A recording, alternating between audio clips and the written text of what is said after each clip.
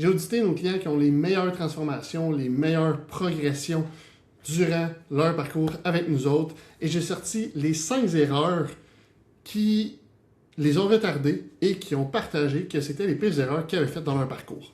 Puis, c'est vraiment important parce que si tu débutes ou que tu es déjà dans ce parcours-là présentement, tu risques de buter à une de ces erreurs-là et c'est des erreurs qui vont te coûter du temps et beaucoup d'efforts pour strictement rien et ça va te créer de la frustration. Donc, sans plus attendre, on y va. Erreur numéro 1. Et je tiens à préciser, ne sont pas en ordre d'importance ou quoi que ce soit. Première erreur, ne pas avoir de redevabilité. Certains de nos clients, ils ont embarqué avec nous autres, ils ont eu des transformations extrêmes dans les premiers mois avec nous autres et c'est ce qu'ils m'ont dit. Ils m'ont dit, pour vrai, avoir su, j'aurais embarqué vraiment avant parce que d'avoir un gros sentiment de redevabilité envers quelqu'un, de sentir que je dois quelque chose à quelqu'un, ça m'a tellement permis de mettre des choses en place puis de m'assurer que ça soit fait et non juste de dire que je devais le faire. Et ça a un énorme impact. Moi-même, personnellement, j'ai un coach, mais j'ai un coach, j'ai un mentor, j'ai plusieurs mentors en fait au niveau de la business parce que ça m'oblige à mettre des choses en place. Mais au-delà de ça, j'ai des clients qui me tiennent redevable, j'ai un adjoint qui me tient redevable, j'ai un coach qui me tient redevable envers mes objectifs, envers les choses que je dois faire et que je m'assure de faire parce que si c'est pas fait, ben eux autres non plus peuvent pas avancer dans leur quotidien. Deuxième des choses, ne pas compter les petits extras on the side. Ce que je veux dire par là, c'est juste un petit biscuit, c'est juste 3-4 chips. Tous les petits extras, j'ai juste rajouté un peu de sauce, j'ai juste pris une tasse de lait d'amande, je me suis juste rajouté un scoop de protéines. Mais tous ces petits extras-là, au quotidien, vont faire un énorme impact à la fin de ta semaine. Tu as peut-être pris juste un drink chez Starbucks, puis ton drink chez Starbucks est peut-être 200-300 calories, puis ça va vraiment vite les astiques de drink chez Starbucks. Donc, à la fin de ta semaine, peut-être que tes petits extras, à gauche, à droite, ben, t'en as peut-être mangé pour 2000, 3000, 4000 calories de plus. Ça va extrêmement rapidement. Ta cuillère à soupe de beurre de peanut, c'est une cuillère à soupe ou c'est une cuillère à soupe? Ça fait une énorme différence. Ensuite de ça, troisième erreur. If it fits me micro, it works. No, it doesn't. Fait que c'est pas parce que tu prévois manger 2000 calories dans ta journée que finalement, là, j'ai un extra à gauche, à droite. Fait que là, j'ai mangé 2000 calories, mais c'était pas nécessairement les mêmes macros. J'ai pas mangé beaucoup de protéines, mais j'ai mangé plus de glucides, puis peut-être plus de lipides. Ça va avoir un impact sur ton quotidien, ça va avoir un impact sur ton énergie, sur ta performance, sur ta perte de gras, sur tout au complet. Donc ça aussi, c'est super important.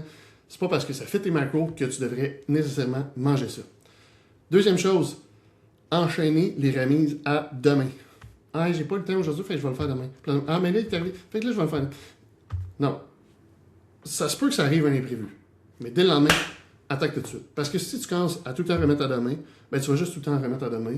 Puis dans 3 semaines, il n'y a rien qui va avoir changé.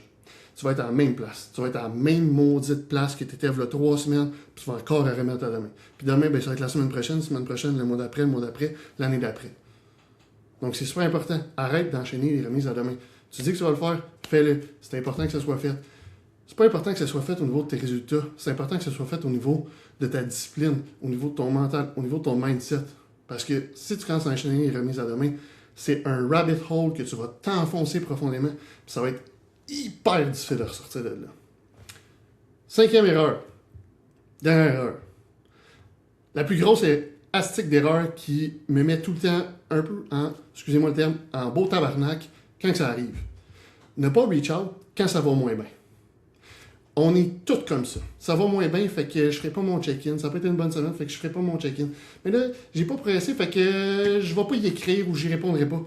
Quand ça va moins bien, c'est le moment le plus fucking important que tu reach out pour avoir de l'aide, pour avoir quelqu'un qui va te soutenir, pour avoir quelqu'un qui va te trouver un plan de match. Nos clients qui reach out le plus rapidement possible, quand ça va moins bien, quand ils ont besoin d'aide, c'est eux autres qui progressent le plus rapidement possible. C'est eux autres qui progressent à vitesse extrême. Et c'est la même chose. Quand tu penses que c'est le mauvais moment, ben commence à avoir du coaching. Parce que si en ce moment, là en plus, quand je filme cette vidéo-là, la belle saison a recommencé, fait que les jobs saisonnières ici, il y en a qui sont beaucoup plus occupés. Quand ça va moins bien, ou quand c'est un moment plus occupé, à la place de dire, ouais, mais là, je vais recommencer, quand je vais avoir plus de temps, commence direct fucking là. Parce que le moment que tu as le plus besoin d'aide, c'est direct fucking là. C'est pas quand tout va bien. Le moment que tu as le plus besoin d'aide, puis que tu as besoin d'avoir un accompagnement, d'avoir un coach, d'avoir peu importe, puis ça s'applique vraiment à toutes les sphères de ta vie, c'est quand que ça va moins bien.